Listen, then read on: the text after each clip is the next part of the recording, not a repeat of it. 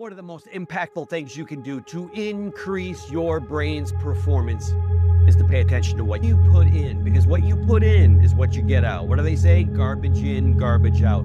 To make sure you spend a little bit of time each day not inundating yourself with stimuli, but just developing presence. Presence is the platform of conscious leadership, and indeed it's the most effective thing great leaders do, is they have the ability to develop presence.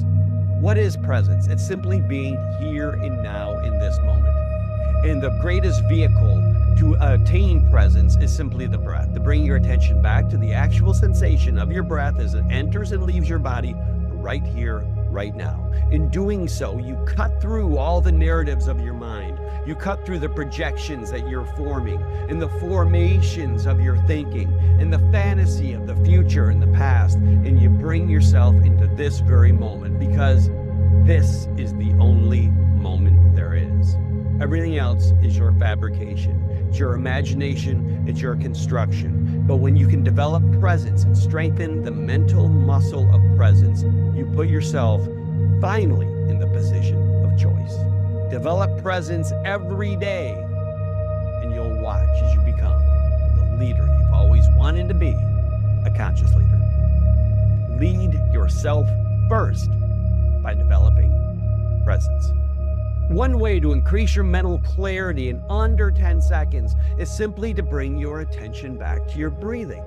When you do this consistently over time and make it a habit, it becomes familiar. The familiarity of being present is like an anchor to a boat in the ocean, and it keeps it in one spot.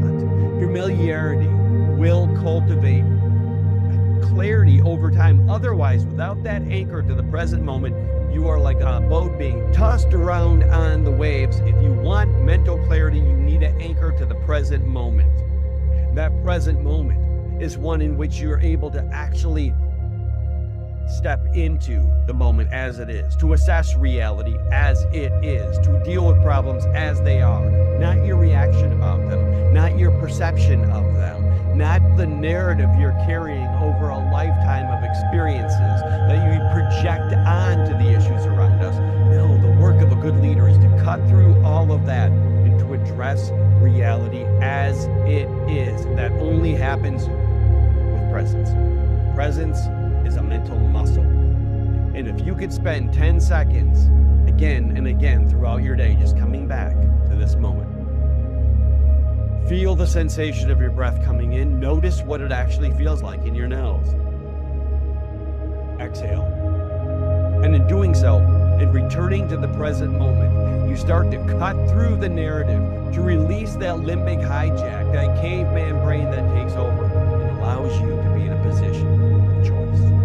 That's the game, to be in a position of choice. So you can decide how you're going to lead, how you're going to lead others, lead your organization, lead your team, lead your life. Do it with purpose, do it with presence. And the biggest mistake leaders make when trying to think faster is they actually slow themselves down. When we think fast, we just fall back into the old patterns that we've always utilized to solve problems. However, what's the old saying? What got you here won't get you there. The way that you solve problems consistently over time is not going to help you be better in the long haul. You must change the way you think.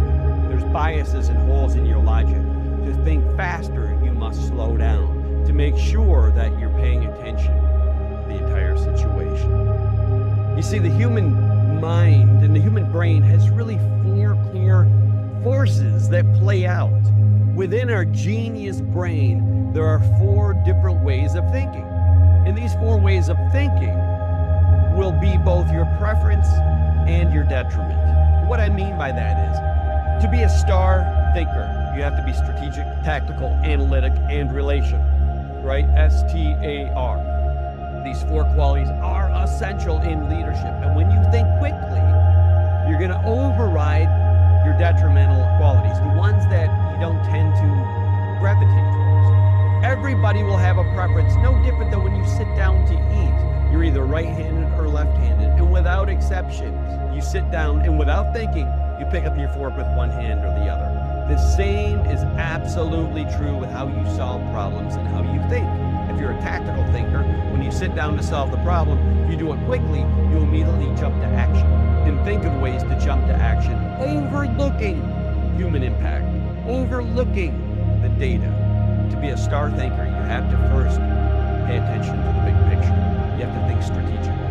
You have to think tactically. How do we follow through and create accountability? You have to think analytically.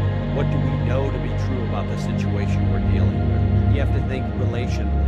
How do I develop empathy and demonstrate empathy to get people on board? Because the best solution to any problem is worthless if nobody buys into it. Even more so, it's detrimental if people resist against it. You have to slow your thinking down to increase your thinking, or it's going to haunt you. I've worked with too many good leaders who make decisions quickly only to find out in the long run that they have to rework what they've done.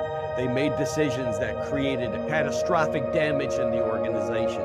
The decisions that increased quality errors, decisions that pushed them off time, decisions that increased attrition, that decreased engagement. Your job as a leader is not to be quick. Your job as a leader is to help others become better. Because when you do that, the playing field changes. That's when you become a leader worth following.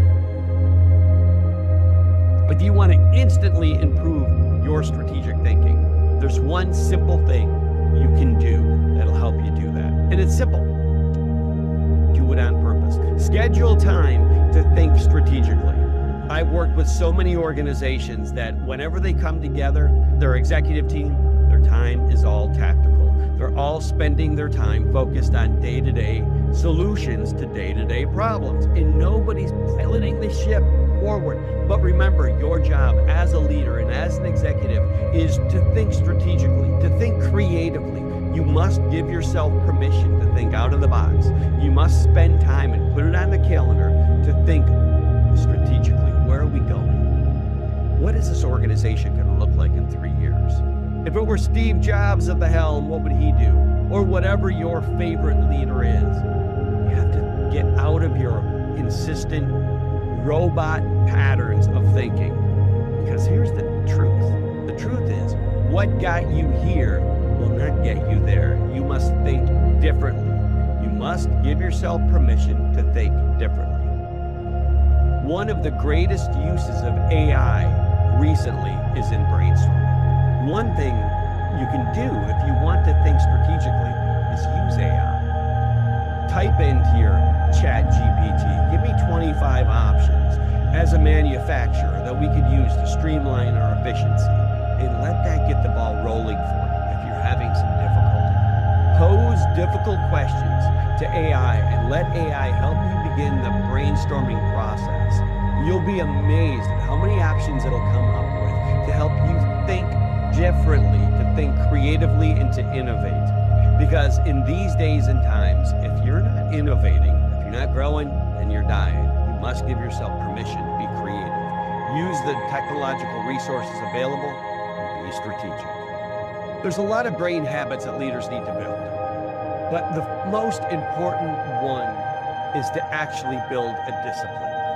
Consistency is the habit around anything that you will do. Sleep. Make sure you're getting to bed at a decent hour and you're getting the sleep you need. Your brain is your most important organ. It's command central. And if you're not getting the sleep you need, you're undermining your brain's ability to function at the highest level. That means you're undermining your ability to function at the highest level. And if you're the leader of an organization, a company, a family, then you're undermining your family and your organization and your business's ability to function at the highest level. It all comes back to you taking care of and nurturing this thing. Presence, as we've talked about before, is absolutely key. To develop certain mental muscles consistently, to practice presence, to practice awareness, to turn your attention needs inward and to notice what your patterns are, to objectively observe yourself. One of the most impactful things I've seen good leaders do to become great is to develop that objective observer and to actually begin to witness the patterns in their thinking over time, to recognize which ones help and which ones don't. Because without awareness, a robot brain takes over. We'll keep playing out the same patterns we've always played out. With awareness, you're in a position of choice, and that must become a habit. You must develop a habit of presence and awareness. So take time every day to build that habitual pattern of presence and of awareness. Do that by nurturing your brain, sleeping, eating a healthy diet, and choosing differently around stress, because recognize stress is not a product of the external world. Stress is a product of the internal world. Manage your stress by changing your thinking. One thing I love for myself that is so impactful is to gain perspective. At night, to go out and spend some time just looking at the universe, looking at the stars at night and recognizing the grand, vast nature of everything, and put the nature of your problems in perspective. Life is short. If we spend our time reacting to the world around us, creating stress for ourselves and bringing that stress into our organizations, we're spending that time unintentionally. Put yourself in the driver's seat. Develop the presence, develop the awareness that allow you to move with intention. Intention to make others better. Intention to be the best version of yourself. Intention to be the best husband you can at home. In doing so, you lift everybody. And the high tide rises all boats. Be the high tide. Make everybody better. And that is the secret to leadership success. Lead yourself first to lead others. UpgradeYourLeadership.com. Go to UpgradeYourLeadership.com to find the status on the book coming out, The Game-Changing Blueprint to Elevate How You Show Up and How You Show Out. There's a lot of different techniques to use in stressful moments to reset your brain. One is called peripheral awareness. You see, what happens when we're in that limbic hijack caveman zone? We feel claustrophobic. Our mind begins to constrict, and we feel small and tight, and we don't see our way out. And that's when we become reactive. That's when the caveman takes over and we become defensive. What happens in those moments is we become singularly focused on the problem in front of us. So what I'm going to suggest you do is to bring your attention and your focus and your attention to the tip of your finger, right? Simply doing this exercise will have a huge resounding impact. Pay attention to the tip of your finger and then move your awareness to the point on the horizon beyond your finger, to lift your awareness, to become aware of the periphery, and then to come back to that singular pointed focus, and then to shift to the peripheral awareness. To practice that back and forth. See, when you go to that peripheral awareness, your brain actually shifts. Your ocular nerve has the ability to shift how your brain is functioning. So to move from this caveman state of focused on this singular threat in front of you to this peripheral awareness will absolutely change how your brain is functioning. In that moment, it starts to debilitate that caveman within and gives you access to your genius brain. So be able to practice that peripheral awareness by shifting your attention from the singular point in front of you, bam, to this larger awareness, and in doing so, you shift the game for yourself. Practice this consistently. Practice going from what we call foveal awareness, singular point, to larger peripheral awareness, and watch how your brain shifts. Your brain opens, your mind opens, and you open the door to the best version of yourself in those stressful moments. One surprising factor that will drain your brain's energy is simply being out of your preference. In the same way that you're right-handed or left-handed, you have a preference. And if you sat down and you're right-handed and every day decided to eat with your left hand, it's going to wear you out because it's not your natural automatic preference. It doesn't mean you can't do it, but over time it's going to wear you out. Recognize the same is true for introverts or extroverts. If you're an extrovert and you spend your day without that social contact, in a room quietly, maybe responding to emails and working on spreadsheets, at the end of the day, you will be exhausted. I guarantee it, and you know it's true. this. If you're an introvert and you spend your day doing extroverted activities, you can do it profoundly well, but at the end of the day, it's going to discharge your battery. The thing you must do, this is a call for all introverts and extroverts, and that's everybody. The thing you must do is spend some time back on preference. If you're an extrovert, give yourself some time. Before you walk home at the end of the day, before you go back into that family situation, or even at lunch to get your battery recharged, go be among people. Go to the grocery store, wander around with your Starbucks, and comment on the organic broccoli, right? If you're an introvert, spend some downtime with your door closed, letting people know you need time to recharge. We all recharge differently. Understand how you recharge and make sure you spend time in that preference, because if you don't, your battery is going to be drained. And when your battery's drained over time, you're more likely to fall into that caveman state of mind, that reactive state where we become defensive, where we make excuses, where we blame, and the best version of ourselves is nowhere to be found. You must take time to recharge your batteries. You must take time to take care of yourself. As an exceptional leader, you cannot singularly focus on the outside world and expect to have the impact you want to have. As a leader, you must, without exception, turn the attention back in on yourself on occasion and take care of yourself. Get your attention needs met, recharge your batteries, be the best version of yourself so you can show up better for everyone else. One of the most effective ways to boost creativity on command. Now, first of all, I've seen so many leaders say, I'm just not a creative person. They are so misguided in that. Watch the internal narrative. As a human, we are all innately creative. We are born that way. We are designed as creative creatures. We just don't recognize it. See, we fall into our left brain thinking. It's very scientific. It's very methodical. If you're an engineer, for example, we all fall into our left brain thinking because that's what our modern organizations and our modern society expect. To show up at precise time frames, to be consistent and follow through, which is very different than giving yourself permission on occasion to be creative.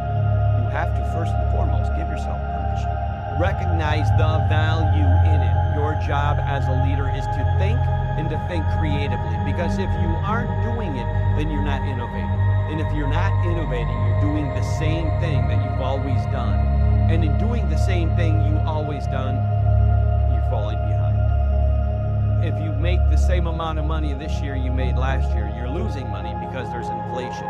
If you're building your business based on best practices today, you are falling behind, because especially in this world where AI is changing at a consistent level every day, you must consistently also evolve and change every day. You have to let go of what you believe you know and step into not knowing. This is difficult for a lot of leaders who are good at being experts, to simply not know. But to play with that not knowing, I worked with one leader who practiced it very consistently.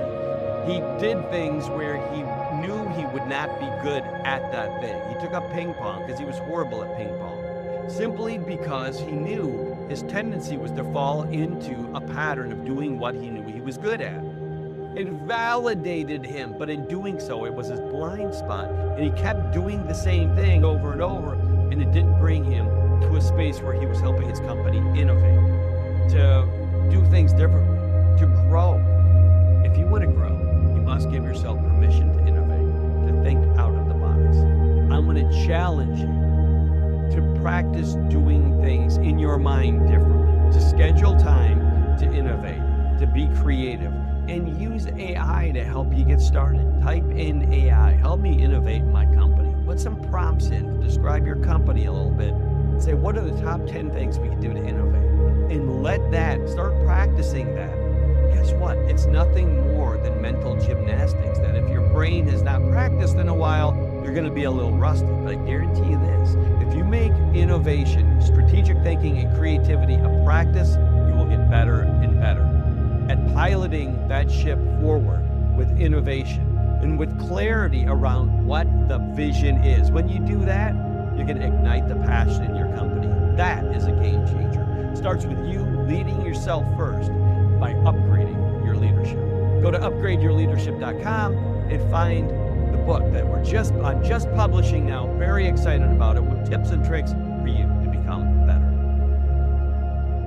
The easiest way to access your genius brain, first of all, make a choice. Make a choice to do it. It starts with presence, and then it falls into awareness. Have awareness when the genius is not in charge, when your caveman is in charge, to notice. See, when I'm in charge, my heart starts beating, I start to get hot, I start to get tight, and my physical symptoms are the warning sign, the early warning radar. You have to tune in and become aware. With awareness, you're in a position of choice. Without awareness, you will keep doing what you've always done. You'll keep thinking the same way. Robot brain will be in charge. Or caveman brain, when you're activated, when you're reactive, when you're defensive, when you're blaming, when you're rationalizing, when you're justifying, when you feel like a victim, when you feel like somebody else is the knucklehead and you're right and they're wrong. It's all caveman thinking. To access the genius brain is elevated, but it starts with a level of awareness. Take a deep breath, come back to the present moment, be aware of what's active in you right now. Be aware of your patterns of thinking, feeling, and behaving, and then from that position of deep presence, make a choice. Make a choice to evoke your genius brain, to think with intention, with purpose, and to help others be better off. You see, the whole formula to creating a world-class organization doesn't start with anybody else except you. When you start with yourself first, you change the game. Lead yourself first, upgrade your leadership, and become the leader others